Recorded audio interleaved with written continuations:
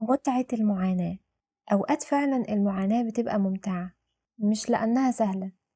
المعاناة بتبقى ممتعة لما تبقى عشان حاجة انت مؤمن بيها، فبتشوف شخص ساعي ورا هدف أو واهب نفسه لقضية أو فكرة معينة.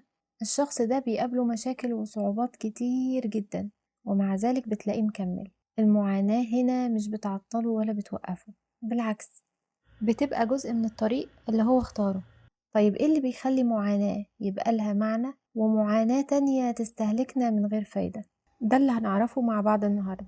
وأهلا بيكم من جديد في ركن هادي وكتاب، ومكملين مع بعض كتاب فن اللامبالاة. وهنتكلم النهاردة عن الجزء الرابع بعنوان قيمة المعاناة. وابتدى الكاتب بقصة غريبة جدا. سنة 1944 وأثناء الحرب العالمية التانية تم إرسال الملازم هيرو أونودا، وده كان ضابط في الجيش الياباني، لجزيرة لوبانج في الفلبين. وكانت مهمته إنه يبطئ أو يعطل من دخول قوات الولايات المتحدة الأمريكية لليابان. أونودا اتلقى أوامر من الإمبراطور إنه ما يستسلمش أبدا مهما حصل. ولما وصل الجيش الأمريكي للجزيرة بقوته، استولوا على الجزيرة تماما خلال أيام، ومعظم الجنود اللي اتقتل واللي استسلم ما عدا أونودا وثلاثة معاه هربوا للأدغال. ورغم إن عددهم كان بسيط، كانوا بيحاربوا الجيش الأمريكي بأي طريقة يقدروا عليها. وبعد 6 شهور الجيش الأمريكي ألقى قنبلتين على 2 من أهم المدن في اليابان، هيروشيما وناغازاكي. ودي كانت الضربة القاضية. استسلمت اليابان، وبكده تكون انتهت الحرب. وطبعا وقتها ما كانش فيه تواصل زي دلوقتي، فمعظم الجنود اللي زي أونودا واللي معاه ما عرفوش بنهاية الحرب. فقامت الولايات المتحدة بالتعاون مع حكومة اليابان بتوزيع منشورات بيقولوا فيها للجنود إن الحرب انتهت وكل واحد يرجع مكانه. وبالفعل أغلب الجنود رجع ما عدا أونودا واللي معاه، لأنهم افتكروا إن دي خدعة من القوات الأمريكية. ومرت السنين ورجعت الحياة لحالتها الطبيعية، ولكن أونودا واللي معاه ما زالوا بيحاربوا في سكان الجزيرة، فبيقتلوا فيهم ويحرقوا المحاصيل ويسرقوا أي حاجة يقدروا يوصلوا ليها. رجعت الحكومة تاني تبعت لهم منشورات، ولكن المرة دي كان مع المنشورات رسايل وصور من أهلهم بيطمنوهم ويقولوا لهم إن هم يرجعوا، ولكن برضو ما رجعوش. ولما سكان الجزيرة يأسوا من الناس دي وتعبوا من الحرب والخراب، أخدوا السلاح وطلعوا يحاربوه. فاستسلم واحد منهم واتقتل واحد، وبعد فترة قصيرة اتقتل آخر واحد كان لسه موجود مع أونودا.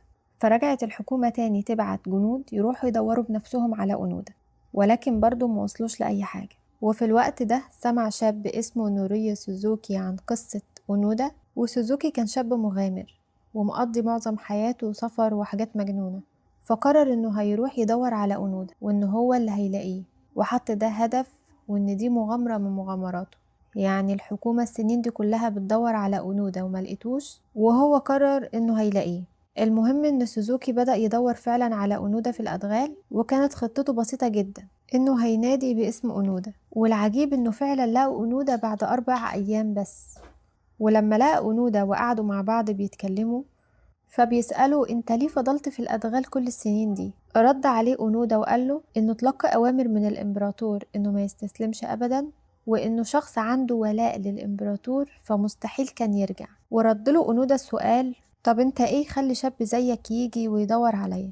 فقال له انا خرجت من اليابان وانا عندي 3 أهداف: الحصول على الملازم أونودا، ودب الباندا، ورجل الثلج المخيف. وفعلا بعد ما حقق أول هدف ولقى أونودا، كمل في رحلته عشان يحقق باقي أهدافه، فده الله يعينه على أهدافه. والحقيقة إنه ما يختلفش كتير عن أونودا اللي عاش 30 سنة من عمره في الأدغال، عايش على الحشرات وبينام على الأرض، وحياة كلها حرب وخراب.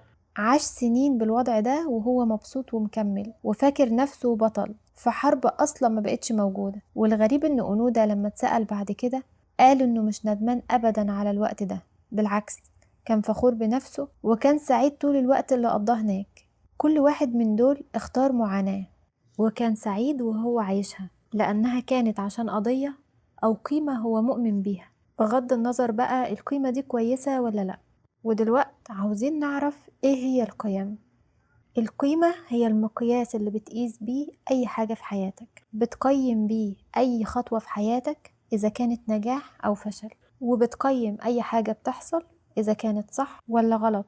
بتقيم بيه حتى علاقاتك باللي حواليك، فخلونا نعتبر إن القيم دي هي البوصلة اللي بتوجهك في كل حاجة، بتوجهك في طريقة تفكيرك، بتوجهك في اختياراتك، ده حتى إحساسك اتجاه أي حاجة بيكون راجع تماما لقيمة الحاجة دي بالنسبة لك. وعشان كده مهم قوي إن كل حد فينا يبقى عارف قيمه، وطبعا ده مش سهل وبيحتاج منك دايما إنك تتعمق جوه نفسك وتسأل نفسك عن سبب أي حاجة بتحس بيها. اقف كده لحظة مع نفسك وفكر في حاجة مضايقاك. فكرت؟ طيب دلوقتي اسأل نفسك عن السبب اللي بيخلي الحاجة دي تضايقك. بنسبة كبيرة الإجابة هيكون فيها فشل في حاجة معينة، ودلوقتي اسأل نفسك عن السبب اللي خلاك تشوف الحاجة دي إنها فشل، لأنه ممكن ما يبقاش فشل أصلا وتبقى المشكلة فيك أنت وفي نظرتك ليه. وعشان نفهم الكلام ده شاركنا الكاتب مثال من حياته الشخصية، فبيقول إنه كان بيتضايق جدا إن أخوه مش دايما على تواصل معاه ومش بيرد حتى على رسايله، فكان شايف إن علاقته بأخوه علاقة فاشلة. طب ليه كان شايفها فاشلة؟ وده لأن قيمة الأخوة عنده كانت عالية جدا، ودي حاجة جميلة جدا، فالقيمة عنده كانت العلاقة الطيبة مع الأخ، لكن المقياس اللي كان بيقيس بيه القيمة كان التواصل. طيب هو لو جرب يغير تفكيره ويغير المقياس اللي بيقيس بيه القيمة دي، ده هيكون أفضل، عشان مش كتر التواصل هو اللي هيخلي علاقتك بأخوك ناجحة، وده لأن ممكن يكون التواصل بسيط لكن في حب، في احترام، في ثقة، وأي مشكلة أو أي أزمة بيمر بيها بيكون أخوه أول واحد واقف قدامه، وده كافي جدا عشان تكون العلاقة ناجحة. فمهم قوي نبقى عارفين إن مقياس القيمة بيختلف من شخص للتاني، عشان إحنا لو فهمنا ده وطبقناه في حياتنا هيكون ده سبب في حل مشاكل كتير جدا في علاقاتنا باللي حوالينا، سواء كانت العلاقة دي أهل، زواج، أصحاب. فإحنا كلنا بيكون عندنا نفس القيمة، ولكن كل واحد فينا مقياسه ليها مختلف. فمثلا مقياس الحب، أو بمعنى تاني التعبير عن الحب بين أي طرفين مختلف، فأيوة الطرفين عندهم قيمة جميلة وهي الحب، ولكن ممكن شخص بيقيس الحب بكتر الاهتمام، شخص تاني مقياس الحب عنده الهدايا، وشخص تاني مقياس الحب عنده التواصل المستمر. عشان كده العلاقات أبدا مش بتتقارن ولا بتتشابه. ولتوضيح معنى القيمة والمقياس أكتر، ذكر الكاتب قصة جميلة قوي، وهي قصة عازف جيتار موهوب تم طرده من فرقته بدون سابق إنذار بعد توقيع أول عقد لتسجيل أول ألبوم ليهم. طبعا كانت صدمة ليه وغضب جدا، وغضبه ده خلاه يشتغل ليل نهار عشان ينجح ويخليهم يندموا إنهم طردوه. وبالفعل كون فرقة كبيرة وبقت مشهورة جدا، وصلت مبيعاتها ل25 مليون نسخة، وبقى الشخص ده من أشهر المشاهير وأغناهم. وعلى الرغم بقى من النجاح ده كان شايف نفسه فاشل.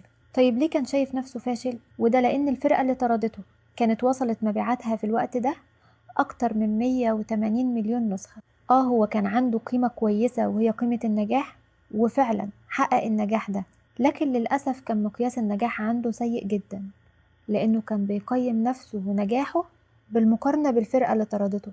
فأوقات كتير بيكون عندنا قيم كويسة جدا، ولكن للأسف بنستخدم مقاييس سيئة، فبنشوه القيم دي بالمقاييس الغلط. فتعالوا نعرف الفرق بين القيمة الجيدة والقيمة السيئة.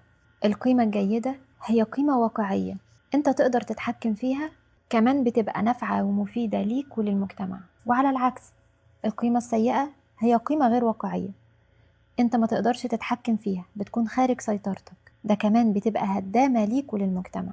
فلو قلنا مثال على القيمة الجيدة الصدق، فالصدق شيء واقعي لأنه بيعكس الحقيقة، تقدر تتحكم في نفسك وتعمله، إذن فهو تحت سيطرتك.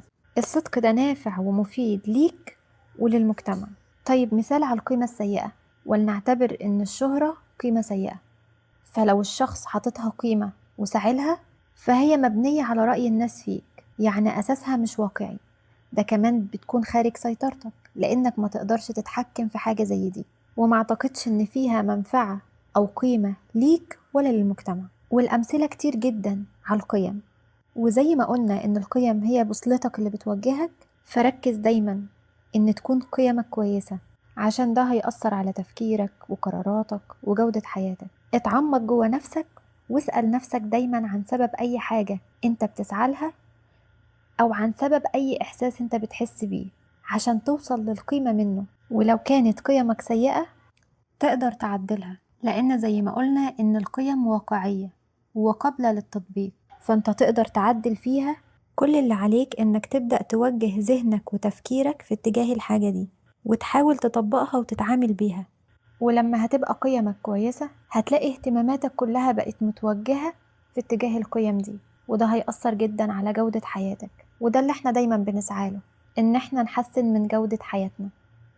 وبس كده يكون انتهى الفصل الرابع من كتاب فن اللامبالاة. انتظروا باقي الأجزاء، ولو وصلتوا معايا لحد هنا فأتمنى تكونوا استفدتوا. شكرا ليكم، سلام عليكم.